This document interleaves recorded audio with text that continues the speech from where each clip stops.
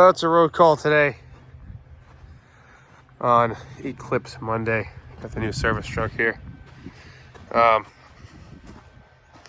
It's treating us good. Got the seat tech. It's a little chest. Okay, so we're doing a rear brake can. Okay, this is an older Volvo dump. It's got a 3030 PLETS 3030 standard stroke brake can here. Okay, we're just doing the whole thing. I always just do the whole thing. You know, you can keep the spring or buy the diaphragm separate. I just always swap out the whole thing, because I got a bunch of these in the service truck for when this happens. All right, so 3030 brake can, pretty straightforward. It's already replaced, so I'll just go over the procedure here. So we did this axle here. This is just a road call, so we'll do this one to get the air leak to stop, and then when we get back to the shop, we'll do them all. Telltale sign of a failed brake can is you push to release the brakes in the cab there. You push in that parking brake knob, and you get air hissing. And that could be a couple of things. Could be the brake can, could be a leak in airline, or even your protection valve in the cab there. But 90% of the time it's a brake can, and you can just verify by pushing in the brakes, coming down here and feeling air coming out of this brake can. Okay, so that's why we replaced it. So straightforward. You got these two. If you've never done this before, I guess this is for you. You got these two mounting nuts here, okay, where it mounts to the flange. All right, so these are 15/16 nuts. Besides that, the only other thing holding it to the truck is the clevis pin. So maybe a hammer, some lubricant, and a 15/16 wrench. That's all you got to take out. Once you get out this clevis pin and these two nuts, you'll mark and detach these air lines. I say mark because sometimes, like on this truck, the service and the emergency brake lines are the same size. So you don't want to get messed up. You want to get it done right the first time. So I got the spring brake side here marked with a red zip tie. Anything, just any type of marking, okay? And then this will come out. You don't have to release the brakes to do it this way, okay?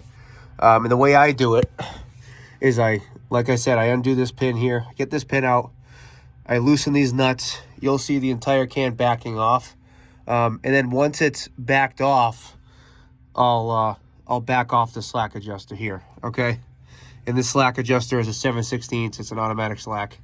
7/16 counterclockwise, okay, is going to loosen this slack, and that's going to make installation easier. All right, so that's all we've done so far. After this is out, okay, you're going to get it on the bench, and then I'll show you what I did with the other one here. You're going to have to cut these. These come with the rods, just incredibly long.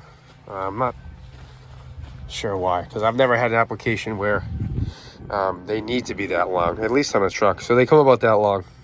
All right, so I usually measure 4 1/4 to 4 1/2 from the base here. Leaves you maybe about 1 1/2 to 2 inches of thread, which is all you need.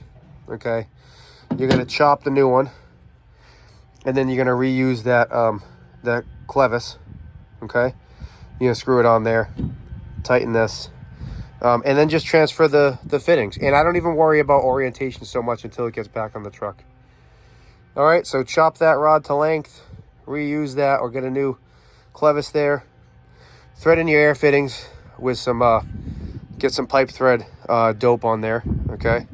And then you just go back to the truck. You can reorient this.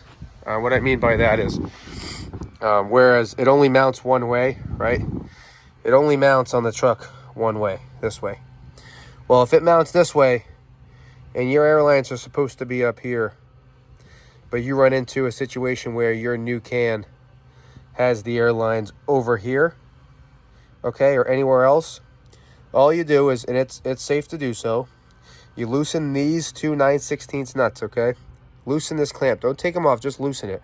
Enough so that you can rotate the assembly, okay, to where you need those fitting, the inlets there for the service and the spring brake, okay? And then tighten it back up. Tighten them up good. All right, it's safe to do so. It's pretty easy to spin if you loosen them enough, okay? Get it set. Get it back to the truck here. Okay, you're gonna mount it back in the same way you took it off, in reverse order. All right. And then you'll worry about orienting your air fittings here. Obviously this truck, okay, it's a little tight. It's got some conduit around the hose. Hasn't been a problem. So after I mounted the air can, then I worry about orienting these fittings to receive these lines, okay? And all in all, maybe it's a 10-minute job.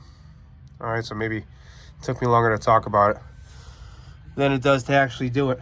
And then when you're done, you're gonna tighten up this slack all the way clockwise, okay, until it's tight. You're gonna go in the truck, you're gonna build up the air pressure, release the brakes after chalking the wheels, and then you're gonna come under here and you're gonna adjust your brakes, okay? And that's just the way I adjust these brakes is I go, like I said, clockwise all the way in, and then half a turn out. So usually that's a quarter turn, and then a half turn. And then set the brakes and you're all set. Check for leaks. That's it's a 30-30 standard stroke brake can.